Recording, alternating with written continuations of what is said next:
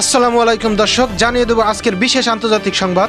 একটানায় ব্যাপক হামলায় কাঁপলো বৈরুত। আরো থাকছে যুদ্ধের 1 বছর, কোটি কোটি টন ধ্বংসস্তূপ নিয়ে বিপাকে গাজাবাসী। একের পর এক বিস্ফোরণের শব্দে পুরো শহর বারবার কেঁপে ওঠে। অনেক দূর থেকে বিস্ফোরণের লাল সাদা ঝালকানি দেখা দেয়। লেবাননের রাজধানী বৈরুতের দক্ষিণাংশে হিজবুল্লাহ শক্তি কেন্দ্র হিসেবে পরিচিত শহরতলিতে শনিবার রাত থেকে রোববার পর্যন্ত একটানা ব্যাপক হামলা চালিয়েছে ইসরায়েল। রয়টার্সের প্রত্যক্ষদর্শী সাংবাদিকরা জানিয়েছে, একের পর এক বিস্ফোরণের শব্দে পুরো শহর বারবার কেঁপে ওঠে। বেশ কয়েক কিলোমিটার দূর থেকে প্রায় 30 মিনিট ধরে বিস্ফোরণের লাল সাদা ঝলকানি দেখা যায়। হিজবুল্লাহ শক্তিকেন্দ্র বৈরুতে দাহিয়ায় বৃহস্পতিবার রাত থেকে টানা বোমা হামলা চালাচ্ছে ইসরায়েল। ইসরায়েলি হামলা হিজবুল্লাহর প্রধান নেতা হাসান নাসরুল্লাহ নিহত হওয়ার পর গত কয়েকদিনের এসব হামলায় তার উত্তরসূরি হাশেম সাফিয়াদিনও নিহত হয়েছেন বলে ধারণা করা হচ্ছে। এসব হামলায় তার উত্তরসূরি হাশেম সাফিয়াদ্দিনও নিহত হয়েছেন বলে ধারণা হচ্ছে, জানিয়েছে রয়টার্স। শনিবার লেবাননের এক নিরাপত্তা কর্মকর্তা জানান, শুক্রবার থেকে সাফিয়াদ্দিনের সঙ্গে আর যোগাযোগ করা যাচ্ছে। ইসরায়েল জানিয়েছে, হিজবুল্লাহ সম্ভাব্য নতুন নেতাকে লক্ষ্যস্থল করে হামলা চালিয়েছে তারা। লেবাননের নিরাপত্তা কর্মকর্তারা জানিয়েছে, বৈরুতে কেন্দ্রস্থলের দক্ষিণ দাহিয়া আবাসিক এলাকা ইসরায়েলের টানা হামলার কারণে উদ্ধারকর্মীরা সেখানে যেতে পারছে না। তাই সেখানে কি পরিণতি ঘটেছে তার চিত্র পরিষ্কার হচ্ছে না। আর সাফিয়াদ্দিনকে নিয়ে হিজবুল্লাহ এ পর্যন্ত কোনো মন্তব্য করেনি। ইসরায়েল লেবাননে তাদের হামলার বিস্তৃত করা শুরু করেছে। শনিবার প্রথমবারের মতো দেশটির উত্তরাঞ্চলীয় সুন্নি প্রধান শহর ত্রিপলিতে হামলা চালিয়েছে। এক বিস্তৃত ইসরায়েলের সামরিক বাহিনীর মুখপাত্র রিয়ার অ্যাডমিরাল ড্যানিয়েল হ্যাগেরি জানিয়েছেন, তারা লেবানন থেকে তৎপরতা চালানো হামাসের 2 সদস্যকে হত্যা করে। তবে হামাসের এই সদস্যদের ত্রিপলিতে হত্যা করা হয়েছে কিনা তা নিশ্চিত করেননি তিনি। লেবাননের নিরাপত্তা কর্মকর্তারা জানিয়েছে, ত্রিপলিতে ফিলিস্তিনি শরণার্থী শিবিরে বিমান হামলা চালিয়েছে ইসরায়েল। এতে হামাসের এক সদস্য, তার স্ত্রী ও 2 সন্তান নিহত।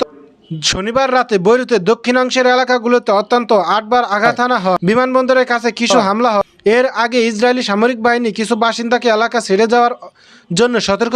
ইসরায়েলের সামরিক মুখপাত্র হ্যাগারি শনিবার জানান, লেবাননের দক্ষিণাঞ্চলে ইসরায়েলি বাহিনীর স্থল অভিযানে হিজবুল্লাহ 440 জন যোদ্ধা নিহত হয়েছেন। আর ইরানের সমর্থনপুষ্ট বাহিনীর 2000 লক্ষ্যস্থল ধ্বংস করে দেওয়া হয়েছে। হিজবুল্লাহ তাদের কতজন যোদ্ধার মৃত্যু হয়েছে তা প্রকাশ করেনি। ইসরায়েলের কর্তৃপক্ষ শনিবার জানিয়েছে, লেবাননের দক্ষিণ অঞ্চল অভিযান এ পর্যন্ত তাদের 9 জন সেনা নিহত হয়েছে।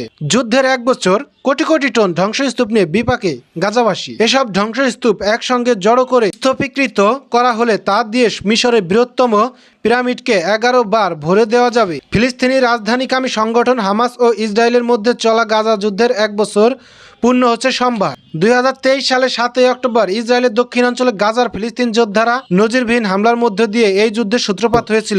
এই 1 বছর ইসরায়েলের অবিরাম হামলায় ফিলিস্তিনি ছিটমহলটির 41,000 বাসিন্দা নিহত হওয়ার পাশাপাশি ভূখণ্ডটি প্রায় ধ্বংসস্তূপে পরিণত হয়েছে। জাতিসংঘের হিসাব অনুযায়ী সেখানে ধ্বংস হয়ে যাওয়া অট্টালিকাও এখনও দাঁড়িয়ে আছে, কিন্তু ক্ষতিগ্রস্ত এমন ভবনগুলোর ধ্বংসস্তূপের পরিমাণ 4 কোটি 20 লাখ টনেরও বেশি হবে। জাতিসংঘ জানিয়েছে, এসব ধ্বংসস্তূপ 2008 থেকে গত বছর যুদ্ধ শুরু হওয়ার আগ পর্যন্ত গাজা ভূখণ্ডে সঞ্চিত আবর্জনার 14 গুণ এবং 2016-17 সালে ইরাকের মুসুলে হওয়া যুদ্ধে ধ্বংসস্তূপের 5 গুণেরও বেশি।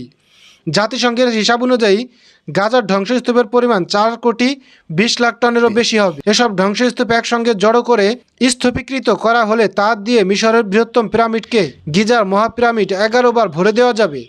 আর এই ধ্বংসস্তূপ প্রতিদিনই বাড়ছে। সমগ্র বাংলাদেশ বিশ্ব ক্রিকেট খেলা বাণিজ্য হ্যালো গ্লিটস টেক সব খবর বিশ্ব। রয়টার্স জানায়, গাজার খান ইউনিসে এপ্রিলে ইসরায়েলের বিমান হামলায় ধ্বংস হয়ে যাওয়া তাদের দোতলা বাড়ির ছাদের ভেঙে পড়া খণ্ডগুলো জড়ো করে আরও ছোট ছোট টুকরায় পরিণত করেছিলেন। 11 বছর বয়সী মোহাম্মদ তার বাবা এগুলো গাজা যুদ্ধে নিহতদের কবরে ব্যবহার করবেন। মোহাম্মদের বাবা সাবেক নির্মাণকর্মী জিহাদ শামলি 42 বলেন, আমরা এসব ধ্বংসস্তূপ সংগ্রহ করছি বাড়ি বানানোর জন্য না, এগুলো কবর বা কবরের পাথর হিসেবে ব্যবহার করব। এক দুঃখকে আরেক দুঃখের কাজে লাগাচ্ছি। যে কাজ তারা করছেন তা অত্যন্ত কষ্টসাধ্য, কখনো কখনো মারাত্মক।